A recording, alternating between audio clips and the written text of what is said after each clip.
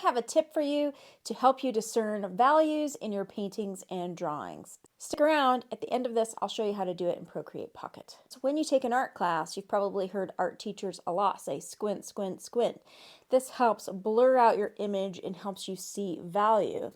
But if your eye doctor or you just aren't down with squinting, there is another way you can do this. You can use any kind of photo editing tool that will blur, and you can blur out your image just a little bit so you can see the values, but you're not lost in the details.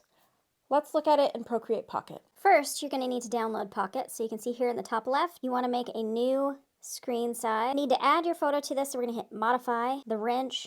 We're going to scroll our menu over and hit Add. Insert a photo. This is the photo that I want to use for my painting. I'm going to go into little wand here, and I'm going to click on blur. I'm going to do Gaussian blur. You move your finger to the right on your screen, it will really blur this out. We're going to just blur it so we can see some values and not get lost in the details. Then I want to export this to save it to my phone, and I'm going to hit this wrench key. I'm going to click the share button to share image. Then I'm going to select Save Image.